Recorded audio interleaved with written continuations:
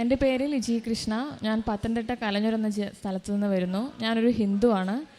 കൃപാസനത്തെക്കുറിച്ച് എനിക്ക് നേരത്തെ അറിയാം. ഞാൻ ഉടമ്പടി എടുത്തത് 2021 ഡിസംബർ 8-ാം തീയതിയാണ്. ഉടമ്പടി എടുത്തു കഴിഞ്ഞിട്ട് ഒരുപാട് അനുഗ്രഹങ്ങൾ അമ്മ മാതാവ് ഈശോ വഴിയെ എനിക്ക് തന്നിട്ടുണ്ട്. അതിന് നന്ദി പറയാനാണ് ഞാനിപ്പോൾ ഇവിടെ നിൽക്കുന്നത്. ആദ്യമായി തന്നെ എൻ്റെ ഫസ്റ്റ് ഉടമ്പടി പുതുക്കേണ്ട അന്ന് എനിക്കൊരു 5-6 വർഷമായിട്ട് ഒരു ബുദ്ധിമുട്ടുണ്ടായിരുന്നു. അതായത് ഫുഡ് കഴിച്ച ഉടനെ എനിക്ക് ടോയ്ലറ്റിൽ പോകണം. ഈ ട്രാവൽ ഒത്തിരി ദൂരം യാത്ര ചെയ്യുന്ന സമയത്ത് ഞാൻ ഒന്നും തന്നെ കഴിക്കാറില്ലായിരുന്നു. അന്നേരം പട്ടിണിക്കാണ് പൊയ്ക്കൊണ്ടിരുന്നത്. ഇവിടെ ആദ്യം ഉടമ്പടി എടുക്കാൻ വന്നപ്പോഴും ഞാൻ അങ്ങനെ തന്നെയായിരുന്നു, ഒന്നും കഴിച്ചിരുന്നില്ല. ഫസ്റ്റ് ഉടമ്പടി പുതുക്കി കഴിഞ്ഞിട്ട് ഞാനിവിടുന്ന് ജപമാല ചൊല്ലി വെളിയിൽ നിന്ന് ഫുഡ് കഴിച്ചിട്ട് ഞാൻ നേരെ വീട്ടിൽ പോയി. ബസ്സിൽ ഇരുന്ന് കഴിഞ്ഞ് കുറച്ച് കഴിഞ്ഞപ്പോൾ ഞാൻ ആലോചിച്ചു, അമ്മ എനിക്ക് ഇതുവരെ അങ്ങനെയൊന്നും തോന്നിയില്ലല്ലോ, ഞാൻ ഫുഡ് കഴിച്ചിട്ട് എനിക്ക് കുഴപ്പമൊന്നും ഇല്ലല്ലോ. അപ്പോൾ അമ്മ പറഞ്ഞു, അമ്മ നിന്നെ തൊട്ടതാണ്, അമ്മ നിന്നെ സൗഖ്യപ്പെടുത്തിയതാണ്. അതാണ് എനിക്ക് ആദ്യം ലഭിച്ച അനുഗ്രഹം. പിന്നെ ഞാൻ ഉടമ്പടിയിൽ വെച്ചിരുന്നത് ആദ്യം നിയോഗമായിട്ട് വെച്ചിരുന്നത് എൻ്റെ അപ്പൻ്റെ കുടുംബ ഷെയർ. അത് ഞങ്ങൾക്ക് ഇതുവരെ ലഭിച്ചിരുന്നില്ല. വസ്തു അവിടെയുണ്ട്, പക്ഷേ അത് എഴുതി ചേർത്തിട്ടില്ലായിരുന്നു. അത് ഒരു 25 സെൻറ്റോളം വസ്തു ഉണ്ടായിരുന്നു. അതിലൊന്നും തന്നെ ഞങ്ങൾ ചെയ്തിരുന്നില്ല. ഇടയ്ക്കിടയ്ക്ക് ആ വസ്തു പോയി നോക്കും, റബ്ബറൊക്കെ ഉണ്ട്, അല്ലാതെ ഒന്നും ചെയ്തിരുന്നില്ല. പെട്ടെന്ന് ഉടമ്പടി എടുത്തതിന് ശേഷം എൻ്റെ ഒരു കസിൻ പറഞ്ഞു, നിങ്ങളൊരു കാര്യം ചെയ്യുക, അതിൻ്റെ എഴുതാനുള്ളത് എന്തെങ്കിലും ശരിയാക്കാൻ നോക്കുക, വെറുതെ വസ്തു അങ്ങനെ ഇട്ട് നശിപ്പിക്കേണ്ടെന്ന് പറഞ്ഞു. പക്ഷേ ഇത് അപ്പൻ്റെ പേരിലുള്ളതാണ് എന്നുള്ള ഒരു തെളിവും തന്നെ ഞങ്ങൾക്കില്ലായിരുന്നു. എന്ന് വെച്ചാൽ മറ്റ് സഹോദരങ്ങളെല്ലാം അപ്പൻ ജീവിച്ചിരുന്നപ്പോൾ തന്നെ എല്ലാവരും എഴുതിയെടുത്തിരുന്നു. അപ്പന് മാത്രം അന്ന് സാധിച്ചില്ല. ഉടമ്പടി എടുത്തു കഴിഞ്ഞിട്ട് ഞങ്ങൾ ഫസ്റ്റ് ഉടമ്പടി പുതുക്കി കഴിഞ്ഞതിന് ശേഷം ഞാൻ ഇതുപോലെ വില്ലേജ് ഓഫീസിൽ പോയി ചോദിച്ചു. അപ്പം ക്ലർക്കുമാരെല്ലാവരും പറഞ്ഞു, ഇതുപോലെ നിങ്ങളുടെ അപ്പൻ്റെ പേരിലുള്ള വസ്തുവാണെന്ന് ഒരു തെളിവും ഇതില്ലാതെ ഇത് നമുക്ക് എഴുതാൻ പറ്റില്ല, നിങ്ങൾ നേരത്തെ എന്തുകൊണ്ട് എഴുതിയില്ല എന്ന് പറഞ്ഞ് അവിടെ നിന്ന് എല്ലാവരും ഞങ്ങളെ വഴക്ക് പറഞ്ഞു വിട്ടു. അപ്പോൾ ഞങ്ങൾക്ക് ഒത്തിരി സങ്കടമായി. മാതാവേ, അമ്മ ഏറ്റെടുത്തിട്ട് ഇതൊന്നും ശരിയാവുന്നില്ലല്ലോ എന്നൊക്കെ വിചാരിച്ചിട്ട് ഞങ്ങൾ ഒത്തിരി വിഷമിച്ച് തിരിച്ചു വന്നു.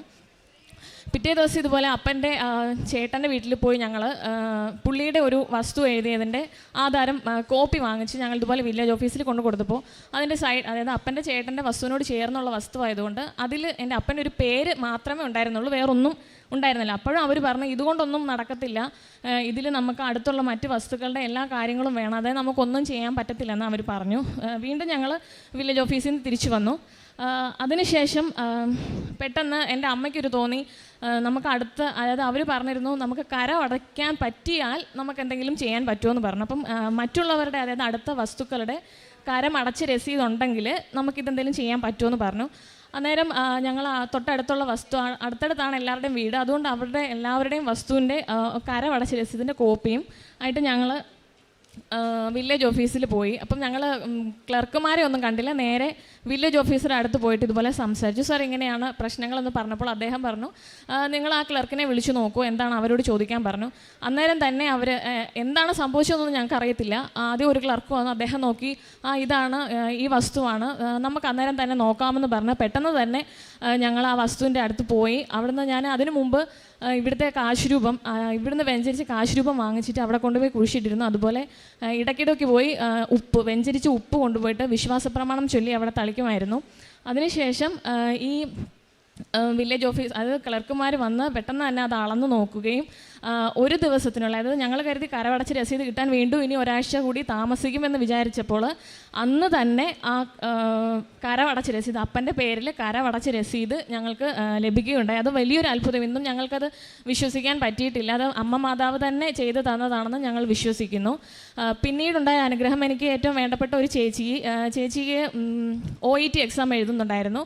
അപ്പം ചേച്ചി എങ്ങനെയാണ് എന്താണെന്നൊന്നും അറിയത്തില്ല. അപ്പം ചേച്ചിയോട് ഞാൻ അന്ന് പറഞ്ഞു, ചേച്ചി ഓൺലൈനായിട്ട് ഉടമ്പടി എടുക്കാൻ പറ്റും. ചേച്ചി വേറൊന്നും പറഞ്ഞില്ല, അന്നേരം തന്നെ ഓൺലൈൻ ഉടമ്പടി എടുത്തു.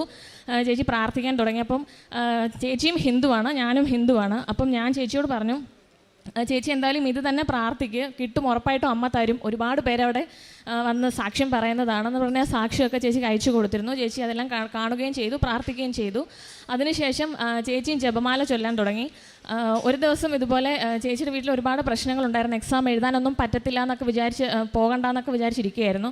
അന്നേരം ഞാനിങ്ങനെ എൻ്റെ മാതാവിനോട് പറഞ്ഞു, മാതാവേ, നീ തന്നെയാണ് അമ്മയെ ജയിപ്പിച്ചതെന്ന് ചേച്ചിക്ക് ഒരു ബോധ്യം വരുത്താൻ അമ്മ എന്തെങ്കിലും ഒരു അടയാളം ചേച്ചിക്ക് കൊടുക്കണമെന്ന് പറഞ്ഞു. അങ്ങനെ ഒരു ദിവസം ചേച്ചി പരീക്ഷ എഴുതണ്ട, ഡേറ്റ് എടുക്കണ്ടെന്ന് പറഞ്ഞാൽ വീട്ടിലിങ്ങനെ ഇരുന്ന സമയത്ത് ചേച്ചിയുടെ റൂമിൽ ഒരു വെള്ള ഉടുപ്പിട്ട മാതാവ് ചേച്ചിക്ക് പ്രത്യക്ഷപ്പെട്ടു. അന്നേരം തന്നെ ഒരു ചേട്ടൻ വിളിക്കുകയും നീ ഡേറ്റ് എടുത്തില്ലേന്ന് ചോദിച്ചിട്ട് ഇപ്പോൾ തന്നെ ഡേറ്റ് എടുത്തോളൂ എന്ന് പറഞ്ഞ് ആ ചേട്ടൻ തന്നെ ചേച്ചിക്ക് ഡേറ്റ് എടുത്ത് കൊടുത്തു. ചേച്ചി എക്സാം എഴുതുന്നതിൻ്റെ തലേ ദിവസം എല്ലാം ഒരുപാട് പ്രശ്നങ്ങളുണ്ടായിരുന്നു. ചേച്ചിയുടെ ഹസ്ബൻഡിന് പനിയും മക്കൾക്ക് പനിയായിരുന്നു. അന്ന് ഒരുപാട് വൈറൽ ഫീവറൊക്കെ ആയിട്ട് ഒത്തിരി ബുദ്ധിമുട്ടിയിരുന്നു. ചേച്ചിക്കും ശാരീരികമായ ഒരുപാട് പ്രശ്നങ്ങളുണ്ടായിരുന്നു.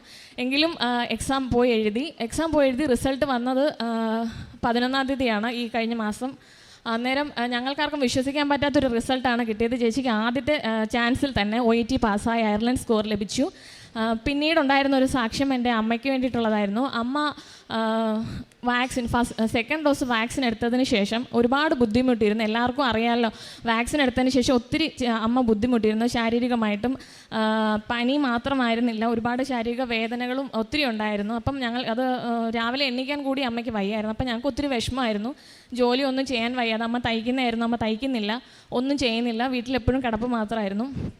വാക്സിൻ എടുത്തതിന് ശേഷം ആയതുകൊണ്ട് തന്നെ വേറൊന്നും ചെയ്യാൻ പറ്റത്തില്ലല്ലോ എന്ന് വിചാരിച്ച് ഞങ്ങൾ ഒത്തിരി വിഷമിച്ചു. അപ്പം അച്ഛൻ്റെ ഒരു പഴയ സാക്ഷ്യം ഞാൻ ഇതുപോലെ ധ്യാനം കൂടാൻ ഞാൻ ഇടയായി. അങ്ങനെ രാത്രിയിൽ ഞാൻ മുട്ടുകുത്തി അച്ഛൻ്റെ സാക്ഷ്യത്തിൽ പങ്കെടുത്തു, അച്ഛൻ്റെ ധ്യാനത്തിൽ പങ്കെടുത്തു. അച്ഛൻ രോഗസൗഖ്യ ധ്യാനത്തിൽ പങ്കെടുത്തുകൊണ്ടിരുന്നപ്പോൾ ഞാൻ അമ്മയ്ക്ക് വേണ്ടി പ്രത്യേകമായി പ്രാർത്ഥിച്ചു. പിറ്റേ ദിവസം തന്നെ അമ്മയ്ക്ക് അങ്ങനൊരു ആ ഒരു വാക്സിൻ എടുത്തതിന് ശേഷമുള്ള ഒരു പ്രശ്നങ്ങളും അമ്മയ്ക്ക് ഉണ്ടായിരുന്നില്ല. ഇതുവരെയും ഒരു കുഴപ്പവുമില്ല.